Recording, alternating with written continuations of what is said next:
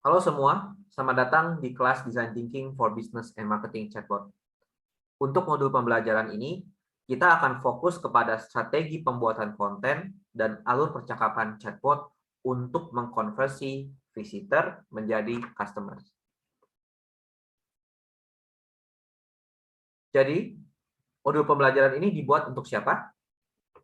Pertama, buat creators yang ingin membangun sales dan marketing chatbot.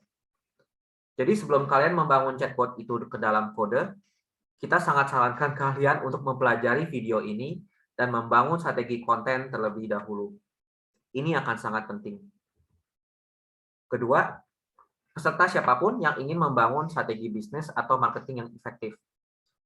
Sebenarnya ilmu yang diajarkan ini sering digunakan oleh bisnis dan marketing profesional dan tentu saja dapat diterapkan di luar chatbot. Sebelum melanjutkan, mungkin kita perlu bertanya, kenapa kita harus membangun design thinking untuk bisnis dan marketing ini? Jadi seperti yang kita tahu, perdagangan digital itu semakin ramai dan penuh dengan kompetisi. Untuk membuat produk kita supaya benar-benar stand out di keramaian, kita harus belajar bagaimana sales profesional melakukan penjualan. Sales profesional yang stand out tidak memulai percakapan dengan menjual sesuatu. Sales is not about selling. Mereka memulai dengan membangun kepercayaan dengan calon pembeli dan memberikan edukasi kepada mereka tentang solusi produk yang sesuai dengan kebutuhan mereka. Tidak langsung membeli, tapi building trust dan educating terlebih dahulu. Hal ini menjadi prinsip sangat penting yang harus kita terapkan dalam mengatur alur percakapan chatbot kita. Karena kalau tidak, chatbotnya tidak akan fokus ke dalam mengkonversi visitor menjadi pembeli. Jadi seperti yang kita bisa lihat, di dalam bisnis digital, chatbot sangat tepat digunakan untuk dua hal. Pertama, untuk memberikan rekomendasi personal, untuk menghubungkan kebutuhan klien dengan produk yang dijual, seperti yang terlihat di diagram baris pertama. Ini bertujuan untuk menaikkan conversion rate dari web visitors menjadi pembeli. Dari klien yang datang untuk mencari solusi, menjadi kita memberikan produk yang sesuai dengan problem mereka. Kedua, membangun customer experience superior untuk mengubah customers menjadi advocates atau evangelist atau bahasa Indonesianya promotor. Ini bertujuan untuk memperluas channel penjualan melalui word of mouth, di mana pembeli sebelumnya termotivasi untuk mempromosikan chatbot ke relasi atau network mereka. Jadi word of mouth itu di Indonesia terutama sangat powerful, dan kita bisa gunakan itu menjadi cara hemat untuk memviralkan chatbot atau produk kalian. Jadi dalam merancang chatbot, kalian harus memposisikan chatbot tersebut bukan seperti salesman, tapi seperti asisten toko. Asisten toko yang baik itu sebenarnya memahami tiga hal. Pertama, buyer persona atau persona customer. Kedua, pola pikir customers dalam memproses pembelian atau dalam mencari decision untuk membeli. Dan yang ketiga itu pola percakapan efektif untuk mempersuasi atau mempersuade customer untuk potensial customer menjadi pembeli. Langkah pertama yang kamu harus lakukan adalah mengidentifikasi buyer persona kamu atau customer persona kamu. Tujuannya adalah supaya kamu dapat lebih menjabarkan pola pikir customers yang dapat menjadi fondasi dasar ketika kalian merencanakan customer journey atau pola percakapan chatbot. Kedua, kalian harus merancang customer journey kalian.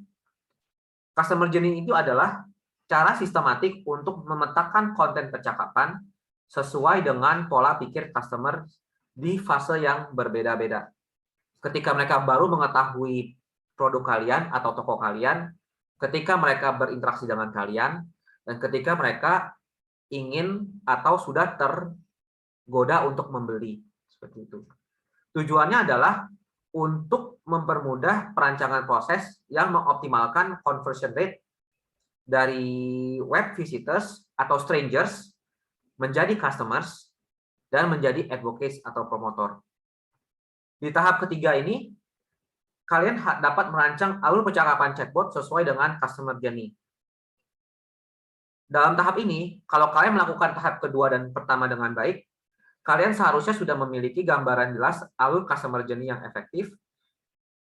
Yang tinggal harus dilakukan adalah bagaimana caranya mengubah strategi customer journey tersebut menjadi alur percakapan yang sesuai dengan buyer persona kalian. Ini akan sangat memudahkan ketika kalian membangun pola percakapan chatbot. Seperti yang dibilang sebelumnya, ketiga step ini harus dijalankan secara bertahap. Step 1, step 2, step 3. Tidak bisa dilengkap. Jika kalian melengkapi salah satu step, maka kalian akan mengalami kesulitan ketika memikirkan strategi di proses atau step selanjutnya.